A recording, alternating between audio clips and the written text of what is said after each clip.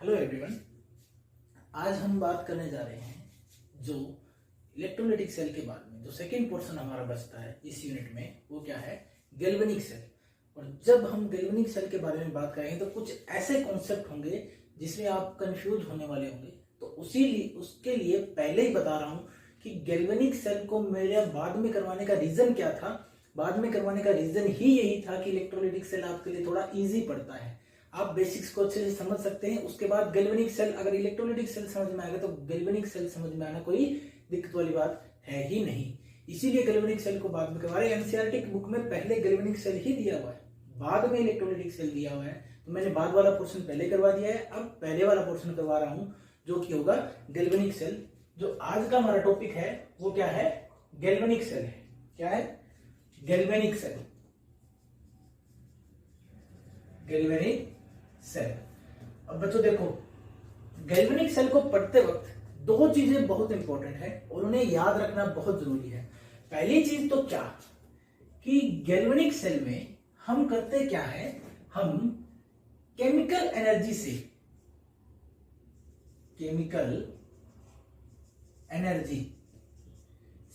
हमें क्या मिलता है? Electrical energy.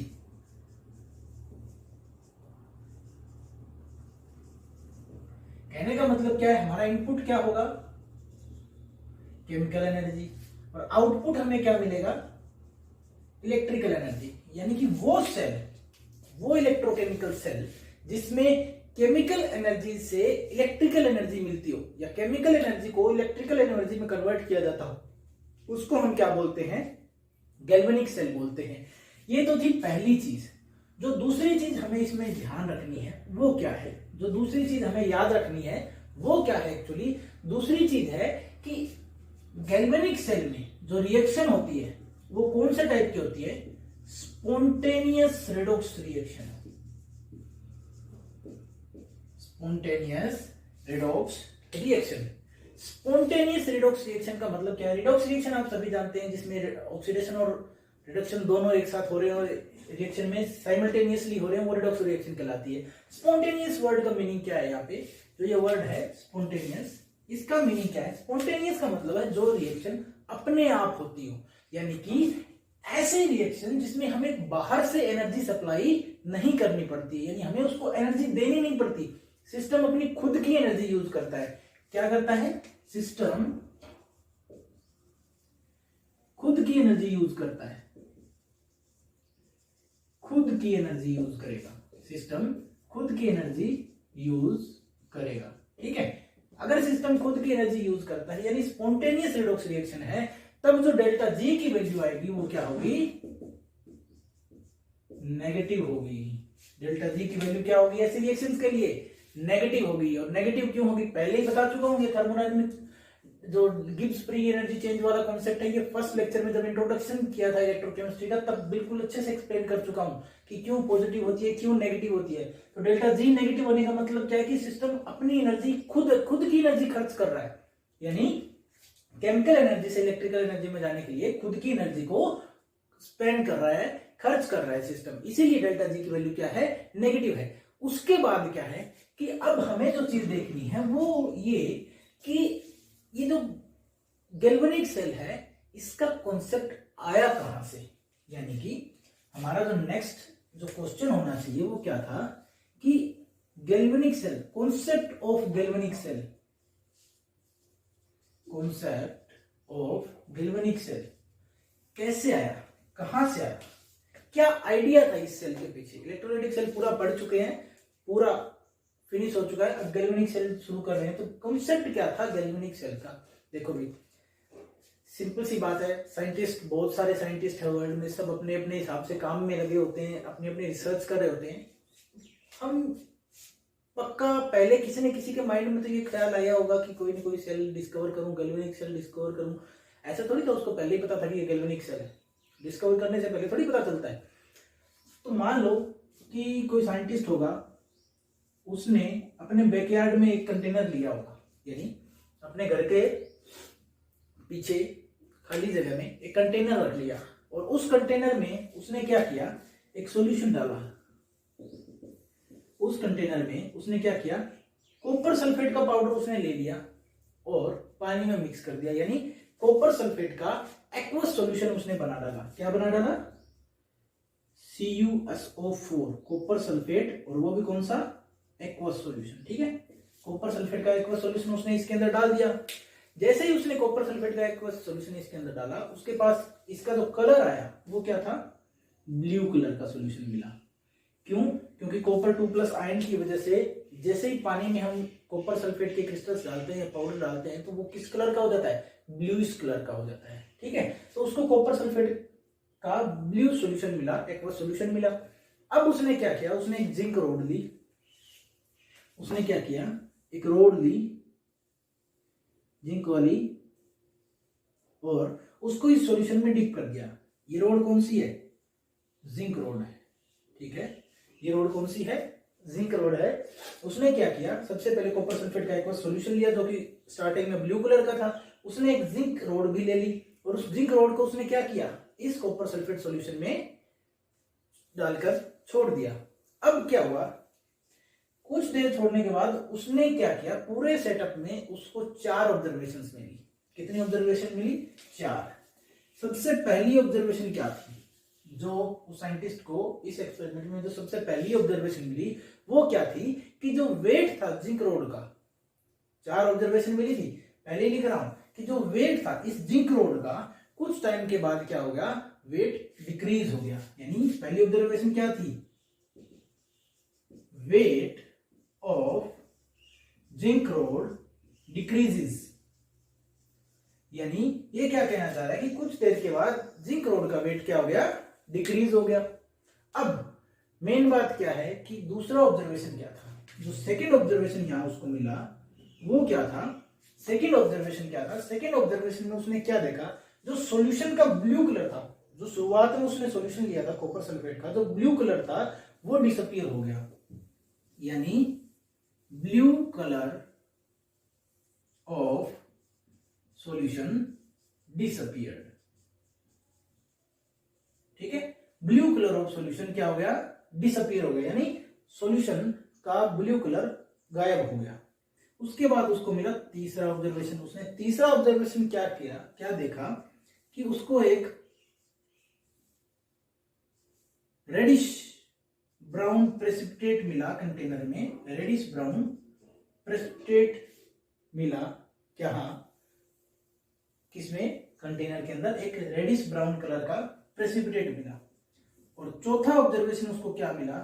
कि जो रिएक्शन मिक्सचर था उसका टेम्परेचर क्या हो गया था? इंक्रीज हो गया था। 4 ऑब्जर्वेशन मिले। पहला क्या था? वेट क्या? जिंक रोड का डिक्रीज हुआ। दूसरा क्या था? ब्लू कलर सॉल्यूशन का डिसअपीयर हुआ। तीसरा क्या था? रेडिश ब्राउन प्रेसिपिटेट मिला। और चौथा टेम्परेचर इंक्रीज हुआ। अब इसी चीज को, इन्हीं 4 ऑब्जर्वेशन को मैं बना के दिखा देता हूं। ठीक है, अब देखो, मान लो पहले शुरुआत में ये था, थोड़ी देर बाद में कंटेनर की हालत क्या होगी वो पिक्चराइज कर रहा हूं। कंटेनर में क्या हो गया होगा वो देख रहे हैं हम। ठीक है, ये हमारा कंटेनर है। ठीक है, मान लो इसके अंदर सॉल्यूशन, ठीक है, वही कॉपर सल्फेट वाला ही सॉल्यूशन, और कुछ तो है नहीं, है ना? कोई कॉपर सल्फेट नहीं था। अब सॉरी, कॉपर सल्फेट का सॉल्यूशन था, और इसके अंदर हमने रोड कौन सी डाली थी? जिंक की। लेकिन जैसा कि वेट डिक्रीज हो रहा है, यानी कुछ ना कुछ जिंक मेटल यहां से गायब हो रहा था रोड पे से, यानी रोड क्या हो गई? गलनी शुरू हो गई। जिंक का वेट, यानी जिंक रोड का वेट कम होने का मतलब क्या है? यहां से जिंक निकल रहा है, यानी जिंक की रोड गलनी शुरू हो गई थी। ये तो था पहला ऑब्जर्वेशन। दूसरा, blue colour of solution disappear. जो ब्लू कलर था सॉल्यूशन का वो डिसअपीयर कैसे हुआ? ये क्या है? Zinc road. ठीक है, ब्लू कलर किस वजह से आता है? जो ब्लू कलर होता है वो किस वजह से होता है? कॉपर 2+ आयंस की वजह से होता है। कॉपर 2+ आयंस की वजह से होता है। और कॉपर 2+ आयंस की वजह से जो कलर आता है, थोड़ी देर बाद में जैसे ही जिंक यहां से सॉल्यूशन में ट्रेवल करना शुरू करता है, यानी जिंक जैसे ही यहां से सॉल्यूशन में ट्रेवल करना शुरू करता है, तो क्या होता है? इसका ब्लू कलर डिसअपीयर हो जाता है। ठीक है, 2 हो गए। फिर उसको क्या मिला कि थोड़ा थोड़ा रेडिश ब्राउन प्रेसिपिटेट मिला। यहां पे कुछ प्रेसिपिटेट मिला जो कि क्या था? रेडिश ब्राउन पीपीटी मिला, यानी रेडिश ब्राउन प्रेसिपिटेट मिला उसको। 3 ऑब्जर्वेशन हो गए। और फिर जैसे ही उसने इसको छू के देखा कंटेनर को, तो कुछ टाइम के बाद क्या हुआ था, कंटेनर का टेम्परेचर क्या उसको हाई मिला। 4 ऑब्जर्वेशन थी।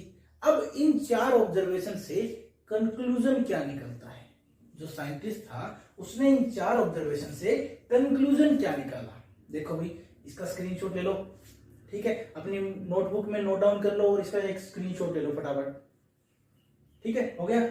तो अब हम बात करते हैं कि इन 4 ऑब्जर्वेशंस का कैलकुलेशन क्या मिला उसको, बोले तो सॉरी, कंक्लूजन क्या था 4 ऑब्जर्वेशंस का। उस साइंटिस्ट के माइंड में जो ऑब्जर्वेशंस उसने देखी, उन ऑब्जर्वेशन का उसने कंक्लूजन क्या निकाला। मैं नीचे वाले को रब नहीं कर रहा हूं, ऊपर ही लिख दूंगा कि कंक्लूजन क्या था, ठीक है। तो ये 4 ऑब्जर्वेशन थी हमारे पास। तो अब मैं 1 बाय 1 सबका कंक्लूजन लिख रहा हूं।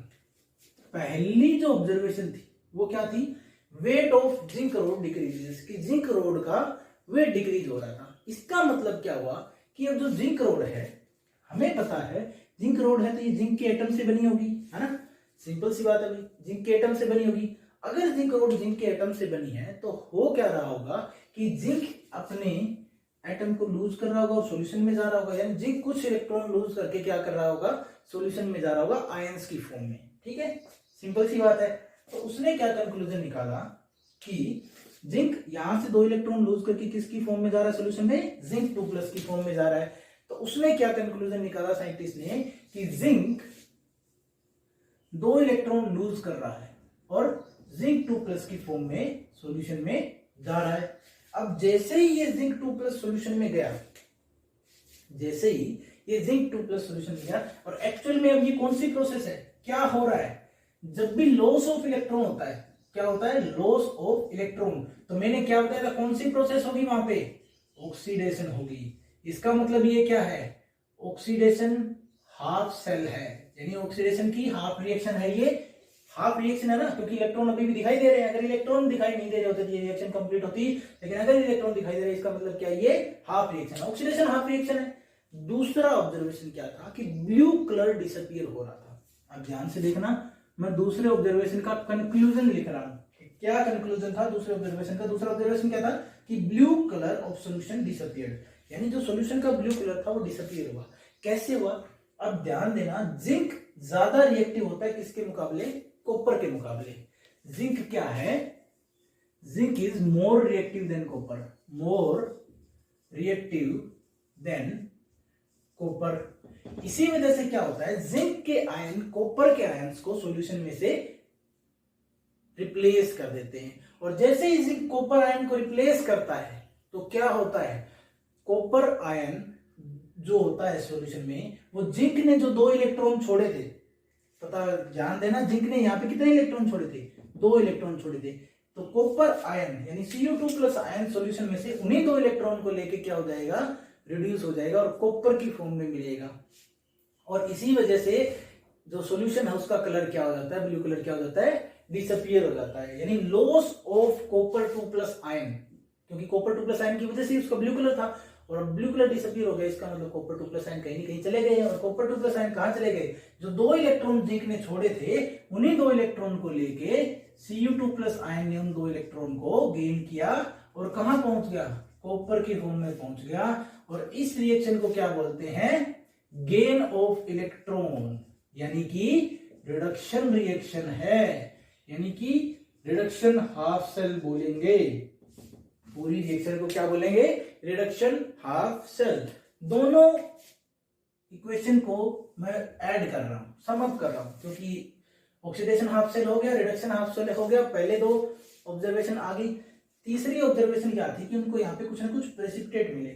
जब जिंक ने इसको रिप्लेस किया तो किसकी फॉर्म में बना, जिंक सल्फेट, और यहाँ पे जो कॉपर 2+ आयन था वो कॉपर की फॉर्म में बना, और इसी का रेडिश ब्राउन प्रेसिपिटेट आपको यहाँ पे मिलता है, ठीक है। तो अब देखो इस पूरी रिएक्शन को सम अप कर देते हैं। सम अप करते ही क्या मिलेगा हमें, 2 इलेक्ट्रॉन से कैंसिल हुए, ठीक है। तो हमें क्या मिला, जिंक प्लस कॉपर 2+, और इससे क्या मिलेगा, जिंक 2+ प्लस कॉपर। ये मिलती है हमें पूरी की पूरी रिएक्शन, और ये क्या है, एक रेडॉक्स रिएक्शन है जिसमें जिंक क्या हो रहा है, ऑक्सीडाइज हो रहा है, और कॉपर क्या हो रहा है, रिड्यूस हो रहा है। ठीक है, फिर बात करते हैं, क्योंकि तीसरी चीज जो प्रेसिपिटेट वाला था उसका मैं बता चुका हूं कैसे, क्योंकि जिंक ने कॉपर को रिप्लेस किया, क्योंकि जिंक क्या है, मोर रिएक्टिव मेटल होता है। रिएक्टिविटी सीरीज 10th क्लास में पढ़ चुके हैं आप लोग। जिंक मोर रिएक्टिव होता है तो वो कॉपर को रिप्लेस कर देगा, और जैसे ही वो कॉपर आयन को रिप्लेस करेगा, जिंक क्या बनाएगा, ZnSO4। ठीक है, यानी जिंक प्लस में CuSO4 क्या बनाएगा, ZnSO4 प्लस में कॉपर, यानी वो कॉपर को रिप्लेस कर देगा, और जो कॉपर सॉलिड बचता है उसी की वजह से वो रेडिश ब्राउन प्रेसिपिटेट हमें वहां पे मिलता है। ठीक है, अब देखो फोर्थ की बात करते हैं, फोर्थ पॉइंट जिसकी बात करते हैं, जो फोर्थ पॉइंट है, यानी जो फोर्थ ऑब्जर्वेशन थी, क्या थी, टेम्परेचर इंक्रीज हो जाता है। टेम्परेचर इंक्रीज क्यों होता है, क्योंकि एनर्जी रिलीज होती है इस रिएक्शन के दौरान। एनर्जी क्या होती है, एनर्जी इज रिलीज्ड, यानी कि एनर्जी को रिलीज किया गया है, एनर्जी बाहर निकली है। और जब एनर्जी बाहर निकलती है, यानी किसकी फॉर्म में बाहर निकली है, in the form of heat, यानी जब उसने कंटेनर को छू के देखा तो कंटेनर क्या हो गया था, गर्म हो गया था, यानी एनर्जी हीट की फॉर्म में बाहर निकली है। यानी केमिकल एनर्जी किसमें ट्रांसफर हो रही है, chemical energy transformed into heat energy. इसी वजह से पूरे रिएक्शन मिक्सचर का टेम्परेचर क्या हुआ, बढ़ गया। और इसी को क्या बोलते हैं, इसी से उन्हें क्या आइडिया आया कि जो एनर्जी है वो तो वेस्ट जा रही है, क्योंकि केमिकल एनर्जी से वो हीट एनर्जी में कन्वर्ट होगी, यानी उसका टेम्परेचर ही तो बढ़ा, हीट में ही कन्वर्ट हुई, हीट एनर्जी में कन्वर्ट होकर वो वेस्ट जा रही है। तो साइंटिस्ट ने क्या सोचा कि क्या हम इस केमिकल एनर्जी को हीट एनर्जी के बजाय किसी और एनर्जी में कन्वर्ट कर सकते हैं और यूजफुल वर्क में काम ले सकते हैं, यानी यूजफुल उससे वे में उसे प्रोड्यूस कर सकते हैं। तो उसके लिए उन्हें आइडिया आया कि क्यों ना इससे इलेक्ट्रिकल एनर्जी पैदा कर ली जाए, क्योंकि केमिकल एनर्जी तो है ही, और उससे क्यों ना इलेक्ट्रिकल एनर्जी को पैदा किया जाए। और इसी वजह से उन्होंने क्या किया, अभी तो ये डायरेक्ट हो रहा है, एक ही कंटेनर में रेडॉक्स और ऑक्सीडेशन दोनों, यानी ऑक्सीडेशन और रिडक्शन दोनों रिएक्शन एक ही कंटेनर में हो रही है, यानी रेडॉक्स रिएक्शन एक कंटेनर में हो रही है, यानी एक ही सिस्टम में हो रही है, तो इसको डायरेक्ट मेथड बोलेंगे। तो उन्होंने क्या सोचा कि अगर हम इसका रिवर्स कर दे, यानी उल्टा कर दे, इनडायरेक्ट मेथड से इस प्रोसेस को कैरी आउट करें, तो पॉसिबल है कि ये केमिकल एनर्जी इलेक्ट्रिकल एनर्जी में कन्वर्ट हो जाए, और वहीं से हमारे गैल्वेनिक सेल का कॉन्सेप्ट आरंभ हुआ। यानी गैल्वेनिक सेल का कॉन्सेप्ट आया कहां से, वो यहीं से आया था। ठीक है, तो उसके बाद अब हम इसको इनडायरेक्टली प्रपोज करके देखते हैं, इनडायरेक्टली हम इस रिडॉक्स रिएक्शन को कैरी आउट करवा के देखते हैं कि क्या होता है, यानी डिफरेंट कंटेनर्स में इस रिएक्शन को करवा के देखते हैं, तब क्या होगा। अभी तो सेम ही कंटेनर में रिएक्शन होगी ना, रिडॉक्स रिएक्शन, पूरी दोनों रिएक्शन सेम ही कंटेनर में होगी। अब हम दोनों रिएक्शंस को अलग अलग कंटेनर में करवा के देखते हैं कि तब क्या होता है। ठीक है, और ये था गैल्वेनिक सेल का कॉन्सेप्ट। गैल्वेनिक सेल के कॉन्सेप्ट में अभी इसका स्क्रीनशॉट ले लो, और इस पूरी चीज को, सारे ऑब्जर्वेशंस को और उनके कंक्लूजन्स को कहां नोट कर लो, कॉपी में। यहां मैं लिख देता हूं कि ये क्या है, कंक्लूजन्स है। ठीक है, तीसरे का कंक्लूजन इसी में था, क्योंकि जिंक मोर रिएक्टिव है और ये डिस्प्लेस कर देता है ना, और जो कॉपर बचता है उसी की वजह से हमारे पास रेडिश ब्राउन प्रेसिपिटेट आ जाता है। ठीक है, अब देख लो, हो गया पूरा। ठीक है, मैं रब कर रहा हूं। अब देखो हमें क्या करना है, इनडायरेक्ट मेथड से, यानी इनडायरेक्ट वे में हमें कंबाइन करवाना है दोनों सेल्स को। ठीक है, यानी दो कंटेनर लेके अगर देखें तो शायद इलेक्ट्रिकल एनर्जी में कन्वर्ट हो जाए ये केमिकल एनर्जी, जो पहले किस में जा रही थी, हीट एनर्जी में, वेस्टेज में जा रही थी, यानी वेस्ट हो रही थी, हमारे तो किसी काम की थी नहीं, हीट एनर्जी में चली जा रही थी, वेस्ट ही थी। तो अब देखते हैं कि क्या होता है। ठीक है, चलो भी देखते हैं कि क्या होगा, इनडायरेक्ट वे में करके देखते हैं, इनडायरेक्ट प्रोसीजर देखते हैं, अपनाते हैं कि क्या होता है। इनडायरेक्ट प्रोसीजर में क्या होगा कि अब हम क्या करेंगे, इनडायरेक्ट वे में करने के लिए हमने क्या किया, इस रिएक्शन को कैरिड आउट किया दो डिफरेंट कंटेनर्स में। चलो भाई कंटेनर बनाते हैं। सबसे पहले तो मैंने दो डिफरेंट कंटेनर बनाए। पहला कंटेनर, ठीक है, ये दूसरा कंटेनर। ठीक है, अब देखो सबसे पहले मैंने क्या किया, मैंने लेफ्ट साइड वाले कंटेनर में एक सॉल्यूशन बना। ठीक है, और वो सॉल्यूशन किस चीज का था, जो सॉल्यूशन मैंने भरा था वो किस चीज का था, ZnSO4 एक्वस, यानी जिंक सल्फेट का एक्वस सॉल्यूशन मैंने इसके अंदर डाल दिया। अब मैंने इसके अंदर एक रोड डाली, क्या डाली, एक रोड डाली, ठीक है। और ये रोड मैंने किस चीज की डाली है भाई, इसके अंदर जो ये रोड डाली है ये किसकी है, ये मैंने डाल दी सेम मेटल की जिसका मैंने सॉल्यूशन लिया, यानी जिंक मेटल की रोड डाल दी है मैंने इसके अंदर, ठीक है। जिंक सल्फेट का एक्वस सॉल्यूशन लिया और उसकी रोड डाल दी। ऐसे ही इस साइड भी मैंने एक सॉल्यूशन डाला, और वो किस चीज का सॉल्यूशन था, कॉपर सल्फेट का एक्वस सॉल्यूशन था। किसका था, कॉपर सल्फेट का एक्वस सॉल्यूशन मैंने इसमें डाला। तो जब मैंने कॉपर सल्फेट का एक्वस सॉल्यूशन डाला तो मैंने इसके अंदर एक रोड डाली। अब वो रोड मैंने किस चीज की डाली है, ये रोड भी मैंने किसकी डाली है, कॉपर की ही डाली है। ध्यान रखना, लेफ्ट साइड वाली रोड मैंने जिंक की और उसमें जिंक सल्फेट का ही सॉल्यूशन, राइट साइड वाले कंटेनर में मैंने रोड कॉपर की डाली है और कॉपर सल्फेट का ही एक्वस सॉल्यूशन डाला है। दोनों चीजें ध्यान रखो। इनको हम दे देते हैं, ये है राइट साइड और ये है लेफ्ट साइड। अब देखो, अब क्योंकि जिंक है तो जिंक आयन क्या करेगा, अब हमने क्या किया इसको, क्योंकि केमिकल एनर्जी को इलेक्ट्रिकल एनर्जी में कन्वर्ट करना था तो इनको जोड़ दिया किससे, वायर से, रोड को, और फिर बीच में एक इलेक्ट्रिकल अप्लायंस लगा दिया। कि मान लो मैंने एक बल्ब लगा दिया, इसको क्या बोलेंगे, बल्ब। मैंने बल्ब लगा दिया। बल्ब लगाने के पीछे रीजन क्या था कि मैं ये समझना चाहता था कि अगर इलेक्ट्रॉन का फ्लो हुआ, यानी अगर सर्किट यहां से यहां कंप्लीट हुआ अलग अलग कंटेनर में, तो बल्ब क्या करेगा, ग्लो करेगा, यानी बल्ब जलेगा। और अगर बल्ब जला तो इसका मतलब जो साइंटिस्ट सोच रहे थे वो बात बिल्कुल सही है, यानी केमिकल एनर्जी को इलेक्ट्रिकल एनर्जी में कन्वर्ट किया जा सकता है। अब देखो, सबसे पहले हो क्या रहा था, जिंक था, तो जिंक क्या कर रहा था, जिंक आयन क्या कर रहा था, जिंक मेटल ने क्या किया, 2 इलेक्ट्रॉन लूज किए। क्या किया, 2 इलेक्ट्रॉन लूज किए और किसमें कन्वर्ट हुआ, जिंक 2+ में।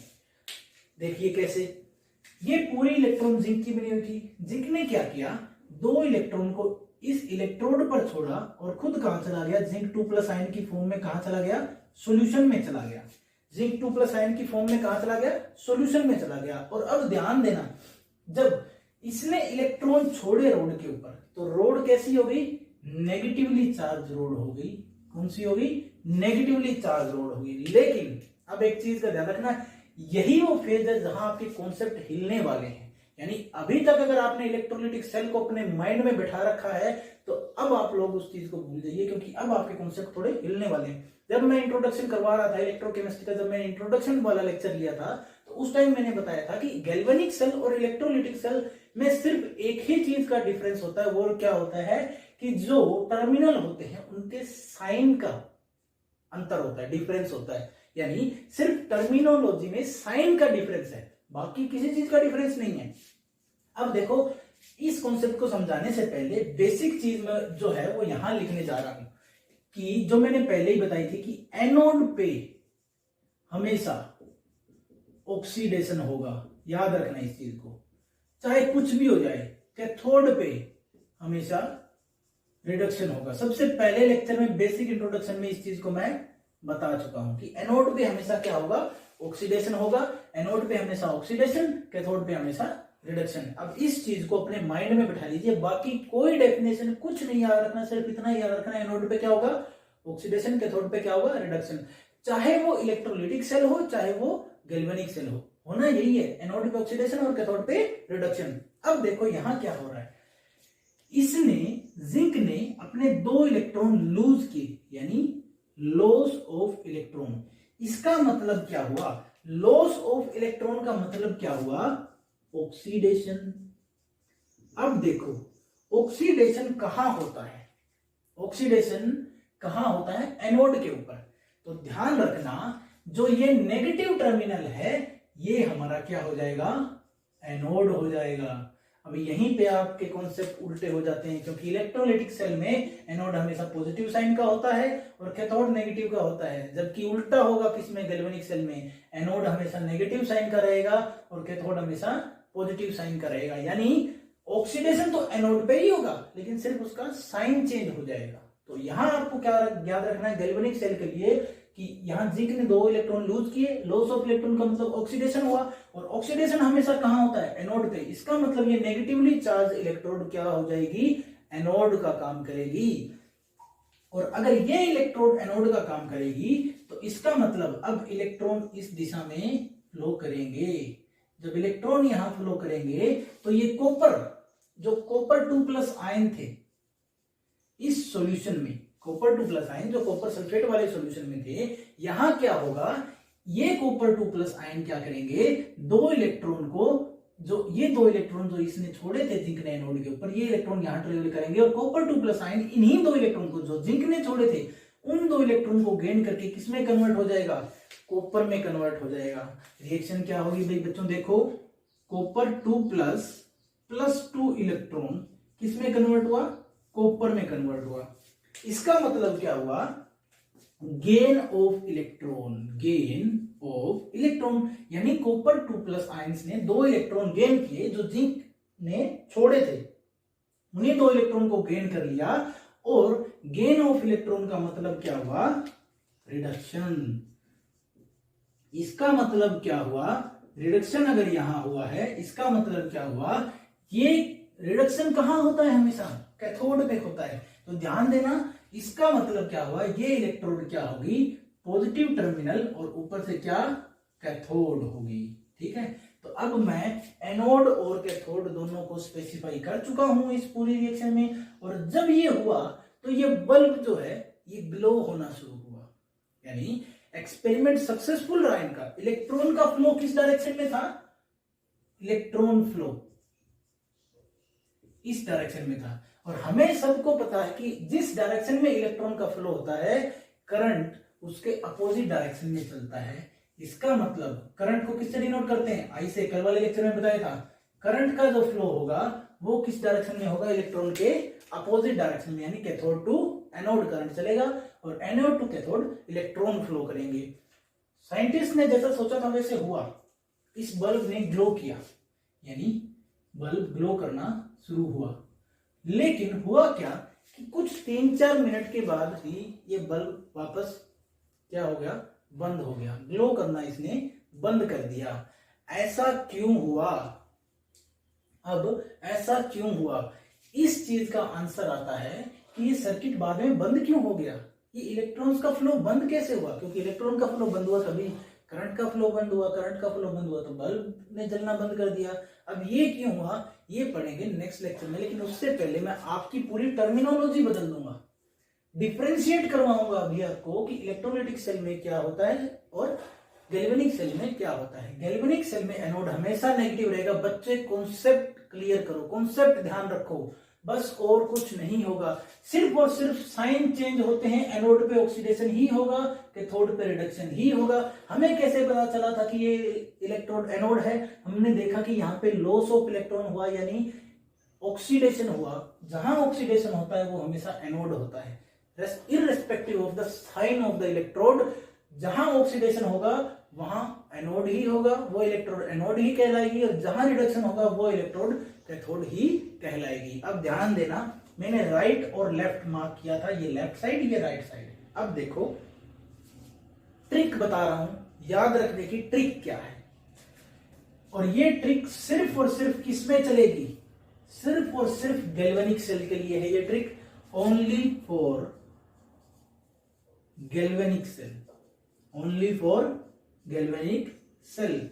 सिर्फ इसी के लिए ये ट्रिक है, याद रखना, सिर्फ गैल्वेनिक सेल के लिए ट्रिक है। क्या ट्रिक है वो बताने जा रहा हूं, याद रख लेना, LOAN।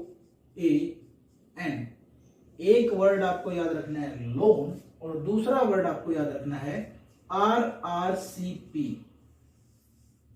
क्या याद रखना है, लोन और RRCP।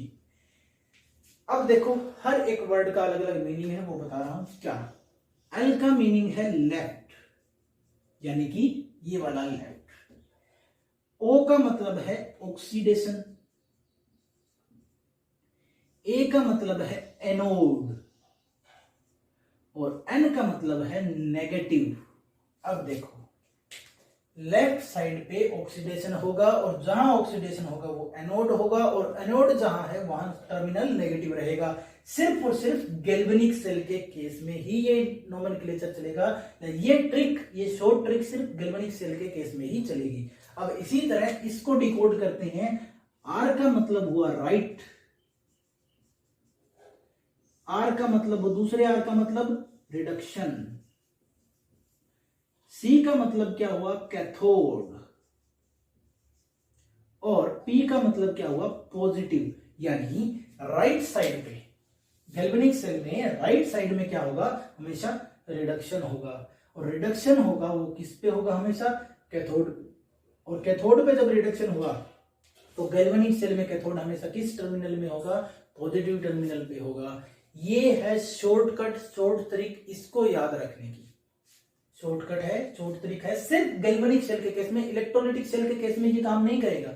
Electrolytic cell galvanic cell का जस्ट रिवर्स होता है टर्मिनोलॉजी में, यानी साइन के केस में। बाकी सब कुछ सेम है, सिर्फ साइन उल्टे होते हैं इलेक्ट्रोलाइटिक सेल में गैल्वेनिक सेल के मुकाबले। ठीक है, अब नेक्स्ट वीडियो लेक्चर पे जाने से पहले आपको एक चीज बिल्कुल क्लियर कर देना चाहता हूं कि इलेक्ट्रोलाइटिक सेल और गैल्वेनिक सेल में क्या क्या डिफरेंसेस होते हैं। अब इस चीज का आप लोग क्या कर सकते हैं, इसका एक स्क्रीनशॉट ले लो और जल्दी से इसको कॉपी में उतार लो। ठीक है, हो गया स्क्रीनशॉट। अब देखते हैं कि डिफरेंस क्या क्या है इसमें, इलेक्ट्रोलाइटिक सेल में और गैल्वेनिक सेल में। अब मैं आप लोगों को डिफरेंस करवाने जा रहा हूं।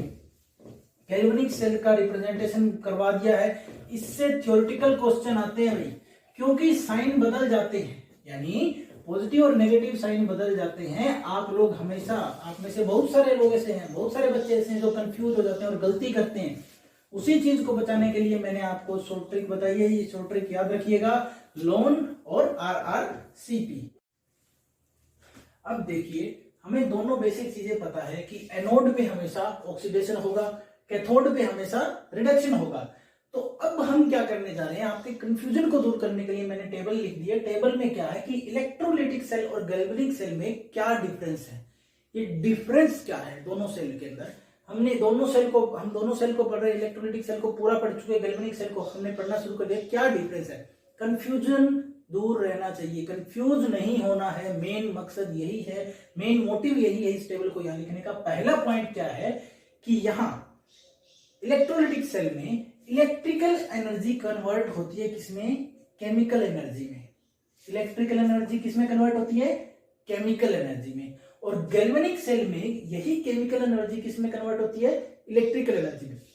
कहने का मतलब क्या है कि एक याद करो, दूसरा उसका जस्ट रिवर्स है, यानी इसमें इलेक्ट्रिकल से केमिकल और इसमें केमिकल से इलेक्ट्रिकल एनर्जी में कन्वर्ट होती है। ठीक है, दूसरी चीज, इलेक्ट्रोलाइटिक सेल में हमने पढ़ा था कि जो रिएक्शन होती है वो नॉन स्पॉन्टेनियस रेडॉक्स रिएक्शन होती है।